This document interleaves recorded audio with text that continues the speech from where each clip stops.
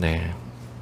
오늘은 이제 레위기 23장에서 7절기를 오늘 마무리하는 그런 본문을 함께 우리 살펴보도록 하겠습니다. 지난 주일날 우리가 맥추 감사주일 말씀으로 딱 어떻게 정확하게 23장 가운데 부분인 맥추절에 대한 말씀을 함께 살펴보셨잖아요. 그죠? 벌써 잊으시면 안 되잖아요. 바로 며칠 전에 하셨잖아요. 자, 그 부분을 살펴봤고 오늘은 이제 뒷부분에 나오는, 뒤에 나오는 이제 세 절기를 함께 여러분 살펴보게 됩니다. 한번 우리 이 절기들을 되새겨 볼까요? 이 레위기 23장에 나오는 7개의 절기가 여러분 뭐가 있었을까요? 7절기가 뭐가 있었을까요? 유월절, 무교절, 초실절, 오순절, 맥추절, 오순절. 이게 헷갈려요, 그죠? 이름이 같다 보니까. 자, 보고 함께 살펴보면 육모초를 먹었더니 나 속가장이 튼튼해졌어. 저는 이렇게 온다고 했잖아요. 자, 차례대로 보면 유월절, 무교절, 초실절, 오순절, 나팔절, 속죄일, 장막절 이렇게 있습니다. 이제 그런데 이제 오순절 날이 다른 이름으로 하면 77절 그리고 맥추절과 같은 날이고요. 그 다음에 장막절로 되어 있는 게 오늘 설교 제목에 나왔던 초막절 혹은 수장절 요 날과 같이 이제 불리게 되는 거예요. 자, 그런데 여러분 사실은 하나님께서 제정해 주신 절기는요, 해마다 지키는 절기는 요 7개라고 볼 수가 있지만 이 외에도 반복되는 절기는 사실은 또 있어요. 어떤 게 있냐면요, 사실은 매일 성전에서 매일 하나님 앞에 번제를 올려드리는 걸 이제 상번제라 그래요. 그러니까 매일마다 사실은 하나님을 섬겨야 되고요, 제사장들은. 그 다음에 7일마다 뭐가 또 반복돼요? 안식일을 지켜야 되겠죠. 하나님 제정해 주신 가장 기본적인 절기가 있다면 그건 안식일이에요. 그 다음에 매월 첫날 월삭으로 또 하나님 앞에 번제를 올려드렸고요. 그 다음에 그 7이라는 숫자가 이제 7회를 반복하면, 7회가 아니라 7년이 반복되면 안식년이 되는 거죠. 매 7년마다 이제 안식년을 지키게 되고, 그 안식년이 또 7번 반복되면 77이 49에다가 그 다음 해가 되는 50년째에 희년으로 또 지키게 되는 거예요. 사실은 이 전체가 다 하나님께서 제정해 주신 절기라고 볼 수 있습니다. 이제 25장에 가보면 이 뒷부분의 내용도 다루게 될 겁니다. 자, 그런데 여러분 생각해 보세요.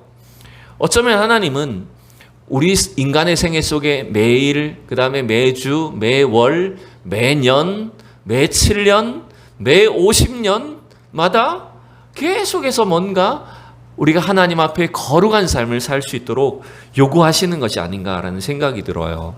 여러분 왜 그러냐면요, 왜 이런 절기들을 주셨을까를 생각해 보면 이런 겁니다. 우리는 날마다 하나님을 바라보지 않고는 살 수 없는 존재이기 때문이라는 겁니다.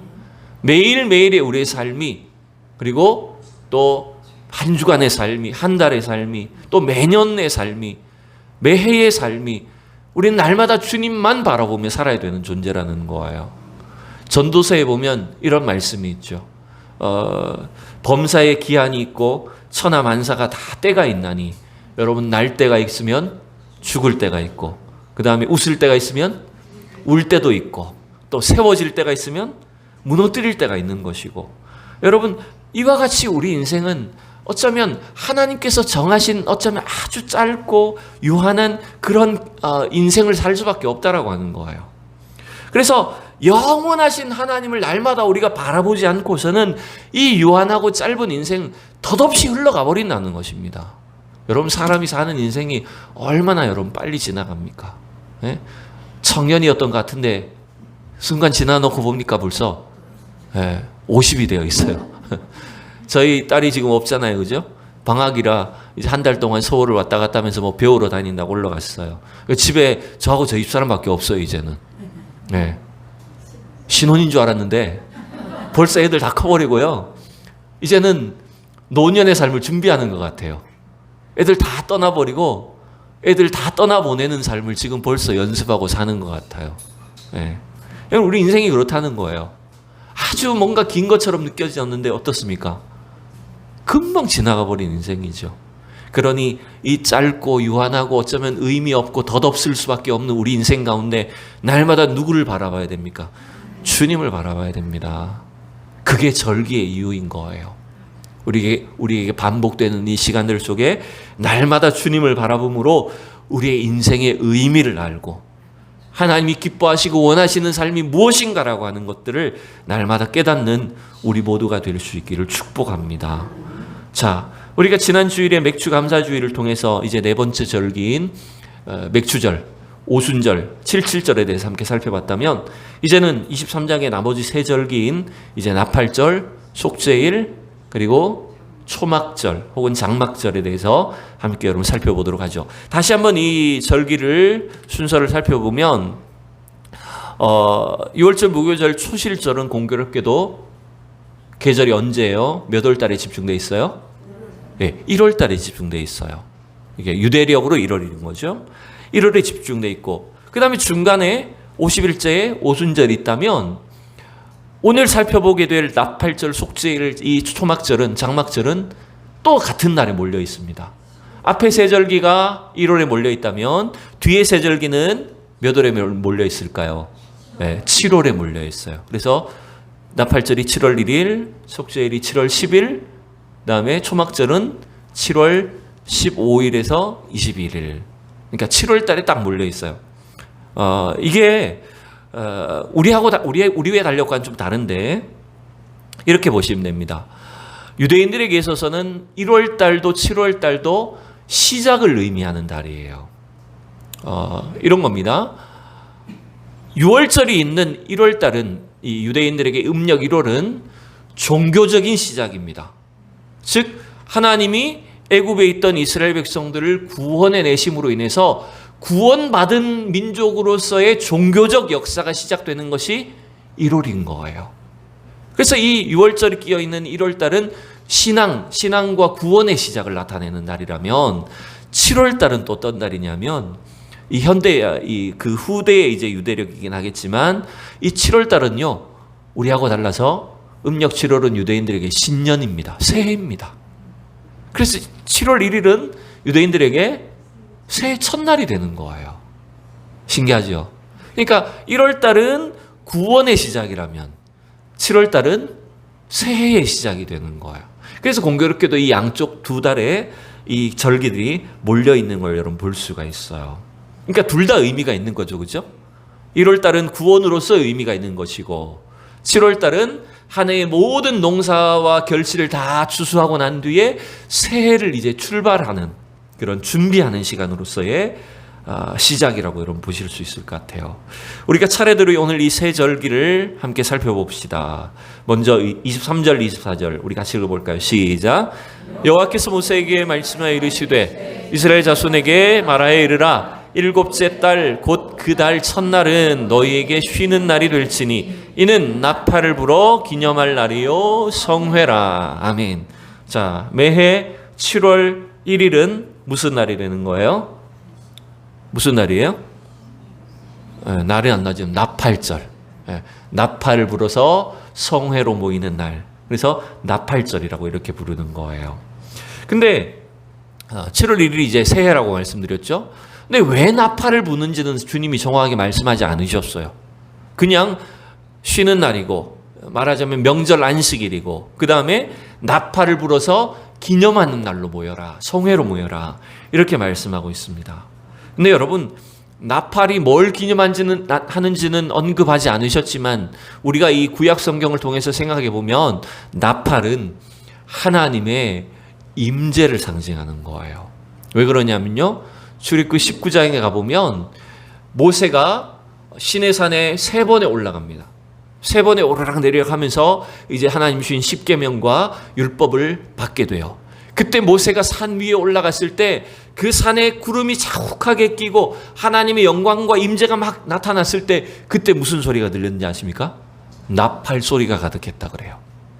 그게 백성들이 부는 나팔이었는지 혹은 하나님이 천군 천사들의 나팔이었는지 정확하게 성경은 기록하지 않지만 어쨌든 나팔 소리가 가득했다고 성경은 기록하고 있어요. 그래서 여러분 이스라엘 백성들에게 이 나팔 소리는 어떤 의미일까요? 하나님이 우리와 함께 하신다. 하나님이 우리 민족 가운데 거하신다. 그걸 기념하는 날인 거예요. 여러분, 어쩌면 7월 1일이 이스라엘에게 새해의 첫날인데 이 새해 첫날을 통해서 이 나팔절로 기념하는 것은, 나팔을 부는 것은 뭐냐면 이 한 해 동안 하나님이 우리와 함께 하시는 것을 믿고 감사하며 절기를 여러분 지키는 거라는 걸 알 수가 있는 거죠. 또한 여러분, 그 나팔절, 특별히 모세가 시내산 위에 올라갔을 때 뭘 받았습니까? 뭘 받았어요? 그렇죠. 십계명의 말씀을, 하나님의 말씀과 언약을 받지 않았습니까? 특별히 그 나팔이 그 다음에 기억하게 하는 것은 뭡니까? 하나님이 그 언약을 지키시는 분이라는 거예요. 왜 그런 거 있잖아요. 동물들을, 강아지를 훈련시킬 때 강아지뿐만 아닙니다. 모든 동물들도 마찬가지라 그래요. 먹이를 줄 때마다 종을 한번 치면 어떻게 될까요? 예? 종만 치면 얘는 어떻게 반응합니까? 그렇죠. 당연히 주인이 먹는 걸 주는 시간이라는 걸 아는 거예요. 그러면 종 소리만 들으면 벌써 침이 나온대요. 예, 그게 자극이 되어서 이 세뇌가 되면 그렇다는 거예요. 이 나팔절의 나팔도 마찬가지인 겁니다. 즉 하나님이 이 언약을 지키시는 분이라는 사실을 깨닫게 해주시는 거예요. 이스라엘 백성들이 깨닫든지 못 깨닫든지 상관이 없이 사실은 하나님이 이 언약을 지키시는 분이라는 사실을 선포하는 것이 이 나팔절의 중요한 의미였다는 거예요. 우리가 새해를 출발할 때, 그리고 또 한 해의 절반을 지내고 또 이 하반기를 출발할 때도 마찬가지인 거죠. 저와 여러분 속에 주신, 우리 교회와 가정에 주신 하나님의 그 약속, 하나님의 언약을 주님이 반드시 지켜주실 줄로 믿습니다. 이 사실을 우리는 기억해야 돼요. 두 번째, 여러분, 절기가 뭡니까? 두 번째가 아니죠. 오늘 이제 7절기 중에 6번째 절기가 뭡니까? 속죄일입니다. 자, 말씀을 먼저 보고 나눌까요? 27절, 28절 두 구절 읽어봅시다. 시작.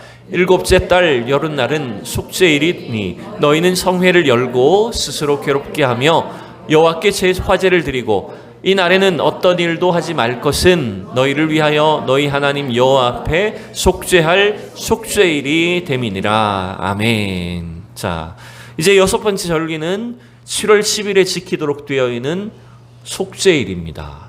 혹은 대속죄일이라고 이렇게 부르기도 하죠. 여러분들 이미 들어보셨죠? 우리 레위기에서 들어보지 않았나요? 16장에서 이미 이 속죄일을 절기 때 어떤 제사를 드려야 될지, 어떤 제물을 드려야 될지에 대해서 자세하게 다 다루었었습니다. 16장에서요. 근데 그 16장에서는 제사장의 역할, 그 다음에 어떤 제물을 이 속죄일에 드려야 될지를 중점적으로 다루었어요. 기억나는 건 뭐가 있냐면 대제사장부터 어떻게 해야 됐을까요? 하나님 앞에 이 대속죄일은 1년에 한 번 시성소에 들어가는 날이었어요. 그죠? 그래서 대제사장부터 어떻게 해야 됐죠?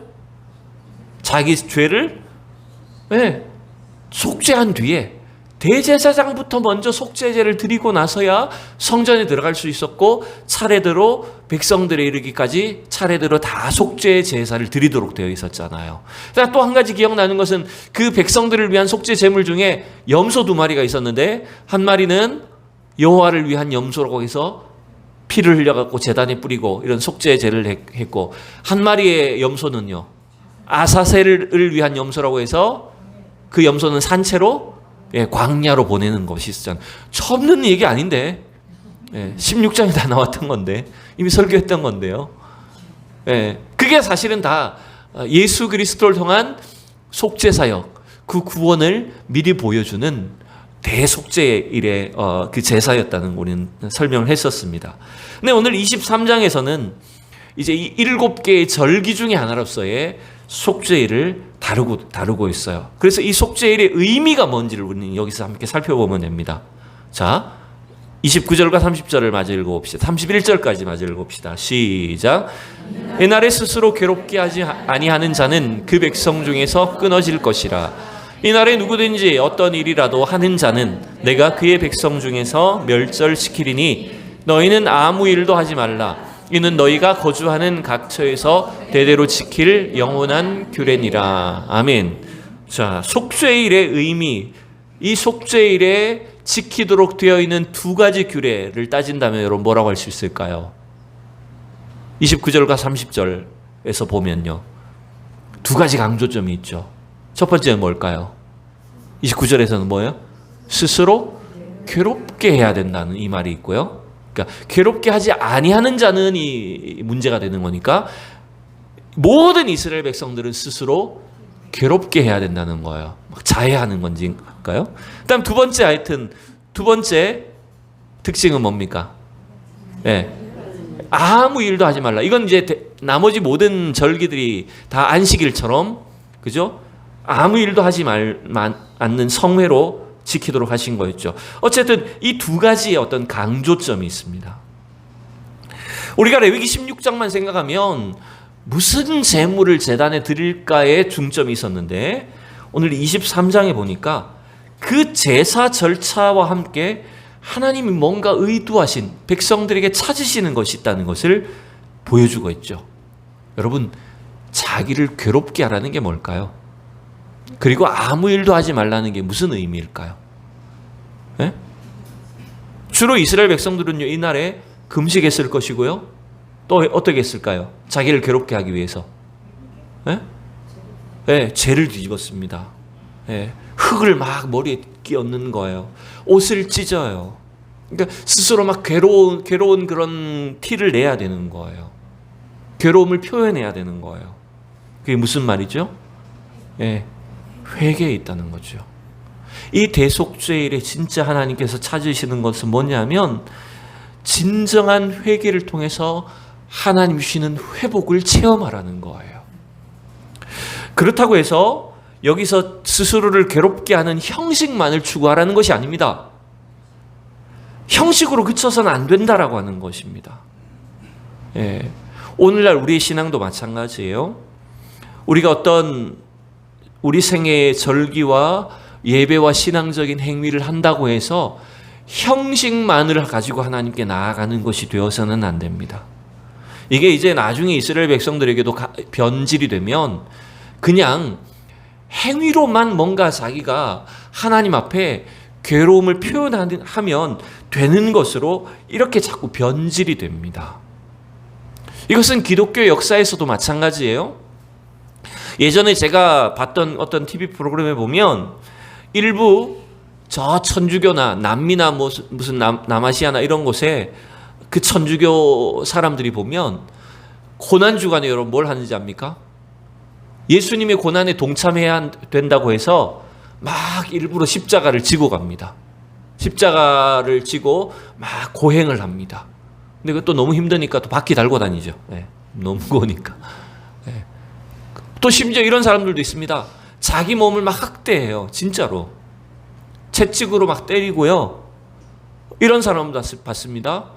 이 날카로운 송곳으로요, 살을 뚫어요. 예수님의 고난에 동참해야 된다고 이렇게 이쪽 뺨으로 해가지고 이쪽 뺨으로 이렇게 막 쇠꼬챙이를 뚫고 나가고 살을 자기 다리나 팔에다가 살에다가 이렇게 막 쇠를 통과시키고 이렇게 합니다.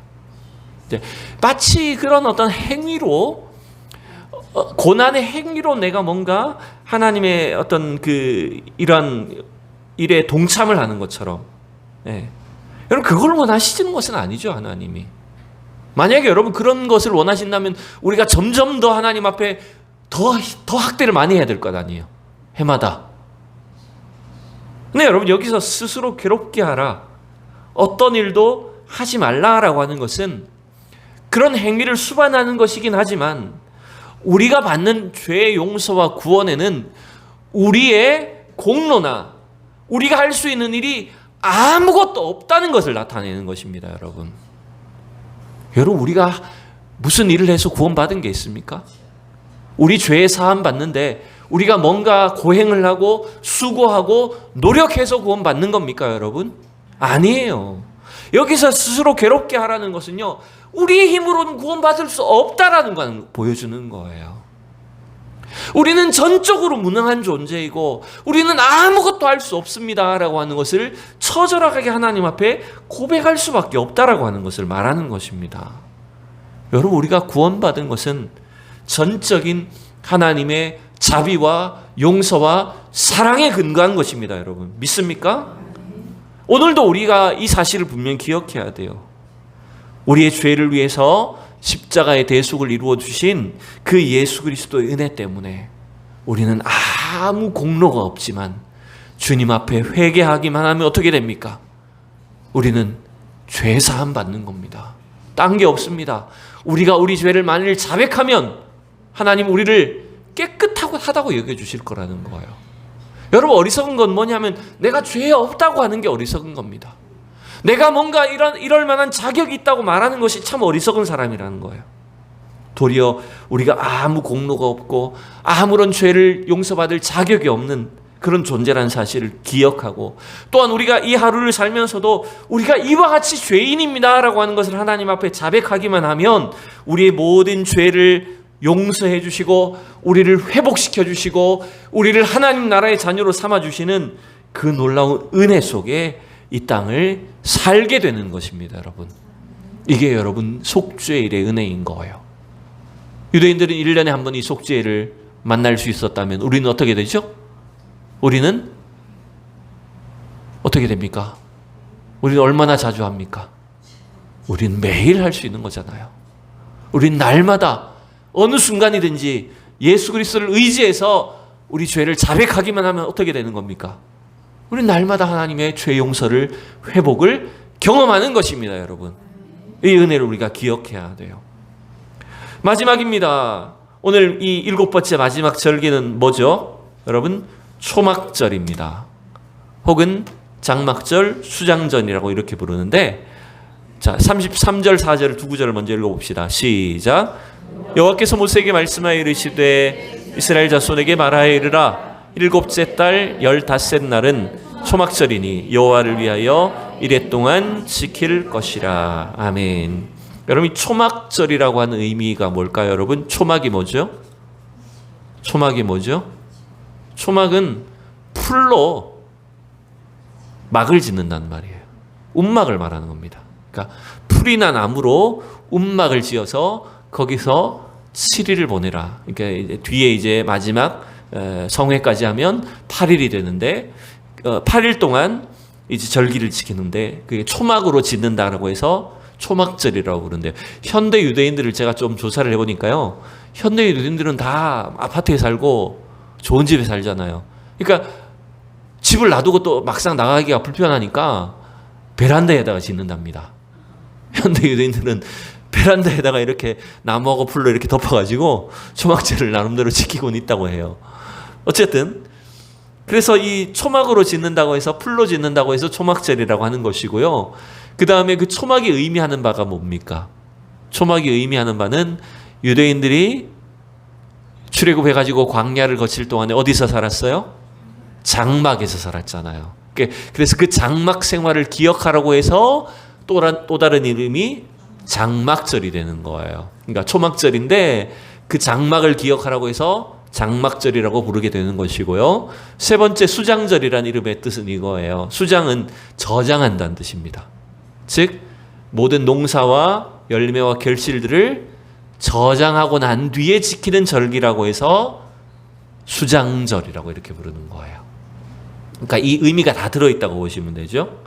그러니까 이 시기로 놓고 보면 이런 겁니다. 이 7월 15일은 7월 이전에 이미 모든 추수가 끝이 나요. 그러니까 맥추절을 통해서는 사실은 보리나 밀의 추수가 끝이 나는 겁니다. 곡식 추수는 맥추절로 다 끝이 난다고 보시면 되고, 이 초막절 이전에 아마 7월 1일 이전이겠죠. 나팔절 이전에 모든 열매, 과일들의 추수가 끝이 나는 거예요. 그러니까 한 해의 농사가 다 끝이 나는 절기가 있다라고 보시면 돼요. 그래서 우리로 말하면 굳이 우리의 절기와 비슷한 것을 따진다면 여러분 뭘까요? 그렇죠. 추수감사절로 볼 수 있는 겁니다. 그러니까 수장절이란 말은 추수감사절과 비슷하다라고 이렇게 볼 수 있는 건데, 오늘 레위기 23장에는 그 의미보다는 약간 다른 의미를 설명하고 있어요. 물론 수장절의 의미도 설명합니다. 자, 보세요. 39절. 자, 39절과 40절 우리 두 구절 읽어봅시다. 시작. 너희가 토지 소산 거두기를 마치거든 일곱째 달 15째 날부터 이래 동안 여호와의 절기를 지키되 첫날에도 안식하고 여덟째 날에도 안식할 것이요 첫날에는 너희가 아름다운 나무 실과와 종려나무 가지와 무성한 나무 가지와 시내버들을 취하여 여호와 앞에서 이래 동안을 즐거워할 것이라. 아멘. 자, 39절과 40절만 놓고 보면 수장절의 의미가 많이 들어있죠, 그죠? 모든 여름실과 또 여름실과가 많잖아요. 포도부터 시작해가지고 무화과나무 또 뭡니까? 대추야자나무, 각종 그 나무들이 있잖아요, 그죠? 종려나무, 올리브나무 이런 모든 과실들, 곡식들 포함해서 모든 그런 추수를 마치고 나서 지키는 추수감사절의 형태인 거예요. 그래서 마지막에 보면 어떻게 돼 있어요? 40절 마지막에 보면 이래 동안을 즐거워하라고 말합니다. 여러분, 이 초막절은요, 수장절은 하나님 주신 모든 것들을 기뻐하고 감사하는 그런 절기예요. 그런데 편안하게 막 맛있는 거 음식 많이 준비해가지고 그렇게 즐기는 축제가 아니에요. 편히 쉬면서 즐기는 그런 절기가 아니에요. 7일 동안 어디에 살아야 돼요? 초막에 살아야 돼요. 하나님 웃기신 거예요. 즐기라고 하셨는데 초막에 있어야 돼. 움막에 살아야 7일 동안. 자, 보세요. 42절 43절을 봅시다. 시작. 너희는 이래 동안 초막에 거주하되 이스라엘에서 난 자는 다 초막에 거주할지니 이는 내가 이스라엘 자손을 애굽 땅에서 인도하여 내던 때에 초막에 거주하게 한 줄을 너희 대대로 알게 함이니라. 나는 너희의 하나님 여호와이니라. 아멘. 아니 7일 동안 기뻐하라고 하나님 주신 것들을 막 이렇게 추수감사절처럼 즐기도록 하셨는데 불편하게도 초막에서 7일을 살아야 돼요. 그저께 월요일 날 이제 저희 집사람하고 이렇게 쭉 드라이브를 좀 하면서 흑석동 어디입니까? 흑석동 맞나요? 저쪽에? 장태산 가는 쪽에? 제가 동네는 잘 몰라요. 거기 보니까 예전부터 보니까 강변에 그 다리 밑에랑 강변에 텐트촌이 쫙 있더라고요. 그 막 캠핑카도 많이 와 있고. 그래서 궁금해서 한번 들어가 봤어요. 그 비포장된 도로로 쭉 한번 들어가 봤거든요. 텐트가 얼마나 많은지 그 강변에 이렇게 미리 다 자리를 잡아놓고 거기서 막 낚시하시고 그래서 오시는 분들이 많더라고요. 근데 그걸 보면서 어땠을까요? 저하고 저 입사람은 부러웠을까요? 어떤 생각할까요? 우리는 어떤 생각하죠? 아니 왜 저기 와가지고 저러고 있지? 이 더운데 저기서 왜 저러고 있을까? 얼마나 불편할까? 에? 제대로 씻지도 못할 거고 물도 제대로 없고 화장실도 없고 저런데 왜 저기 와서 있을까? 물론 그분들은 뭔가 즐거운 이유가 있을 거예요. 근데 여러분, 우리가 그 텐트에서만 며칠 살라 그래도 얼마나 불편하고 힘듭니까? 근데 어때요? 7일 동안 이스라엘은 매년마다 움막을 짓고 사셔야 되는 거예요. 원시인들처럼 움막 생활을 하라는 거예요. 그러면서 즐거워하라고 말해요. 여러분, 뭘 즐거워할까요? 너무 불편한데? 너무너무 7일 동안 막 짜증나는데 뭐가 즐거워야 될까요? 뭘 기억해야 되죠? 이스라엘 백성들이? 그렇죠.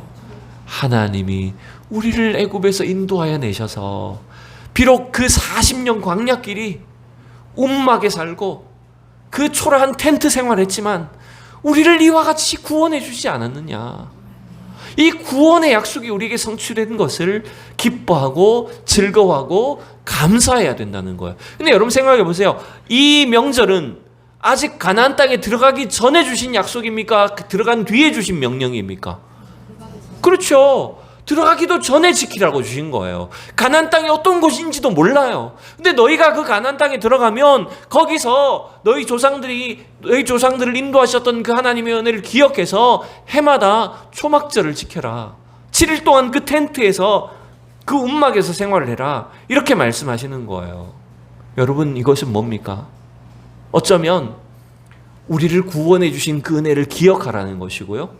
또 하나는 비록 이 땅의 삶은 우리가 운목과 같고 초막과 같고 불편할 수 있는 여러 가지 여건들이 있지만 우리를 인도하실 저 하나님 나라 천국을 바라보도록 우리에게 영원한 기쁨과 감사를 주신 것을 누리도록 하라는 것입니다. 여러분 믿습니까? 여러분 그래서요, 이 진정한 감사는 어디서 오는 건지 압니까? 온전한 기억에서 오는 거예요. 하나님의 은혜를 기억해야 감사할 수 있습니다, 여러분. 왜 우리가 감사를 잊어버립니까? 기억을 하지 못하기 때문입니다. 제가 드라마에서 아주 좋은 대사를 하나 봤어요. 택시 드라이버라는 그 택시 운전사인가 뭐 택시 드라이버인가 그 드라마를 보니까 모범 택시다. 모범 택시라는 그 드라마를 보니까 거기에 이런 대사가 나오더라고요. 기억한다는 것은 약자들만 하는 것이라고 막 이렇게 핍박을 해요. 근데 그 주인공이 이렇게 말해요. 아니야. 기억하기 때문에 회복할 수가 있어. 기억했기 때문에 가족들을 찾을 수 있었고, 기억했기 때문에 하나님 주신 은혜를 기억할 수 있다, 깨달을 수 있다는 거예요. 여러분 오늘 이스라엘 백성들에게도 마찬가지입니다. 여러분 하나님의 은혜를 받은 사람, 감사를 아는 사람들의 특징이 뭔지 압니까? 그것은 그 고생했고 어려웠던 시간들 속에 하나님 주신 은혜를 기억할 수 있는 사람이라는 거예요. 여러분 그렇지 않아요? 똑같은 경험을 해도, 똑같은 고생을 해도 어떤 사람은 감사할 수 있고 어떤 사람은 원망합니다. 그죠? 근데 감사할 수 있는 사람은 왜 그럴까요? 똑같이 고생했는데. 그렇죠? 그 속에서 우리 부모님이, 하나님이 나를 어떻게 인도하셨는지 그 은혜를 기억하기 때문인 겁니다. 그 은혜를 기억하지 못하면요, 원망하는 거예요, 사람은. 여러분 현대인의 마음속에 감사와 기쁨이 없는 이유가 뭡니까? 가난해서입니까? 먹을 것이 없어서입니까? 그것이 아닙니다. 그것이 아니라 하나님의 은혜를 기억하지 못하기 때문인 거예요. 여러분 오늘 이스라엘 백성들에게 하나님이 7개의 절기를 기억하고 지키도록 만들어 주셨어요. 그러나 오늘 우리가 이 절기들을 율법적으로 지키지는 않습니다. 그죠?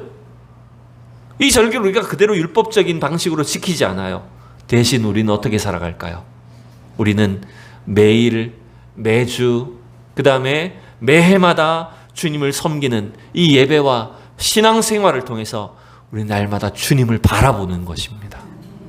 이 시간도 여러분 우리에게 주신 은혜를 기억해서 하나님을 바르게 바라보면 우리에게 주신 은혜가 얼마나 놀라운지를 여러분 깨닫게 될 줄로 믿습니다. 또한 이 신앙과 이 축복이 우리 자녀들에게, 우리 다음 세대들에게도 바르게 전달될 수 있게 하실 거예요. 하나님이 이 절기를 어떻게 하라고 하셨어요? 이스라엘 백성들에게. 네, 다 지키라고 하셨잖아요. 이 애굽 생활, 그 다음에 이 광야 생활을 기억하도록 대대로 지키라고 하셨잖아요. 그 말은 이 신앙이 우리 자녀들에게, 우리 다음 세대들에게 온전하게 전달이 되는 그 은혜와 축복이 있을 것을 약속하는 말씀입니다. 오늘도 이러한 놀라운 하나님의 축복 은혜를 기억해서 우리의 자녀들에게, 우리 다음 세대들에게도 이 하나님의 놀라운 은혜가 계속해서 이루어지고 성취되는 진정한 구원받은 행복자로 이 땅을 사는 우리 모두가 되기를 축원합니다. 기도하겠습니다. 존귀하신 하나님,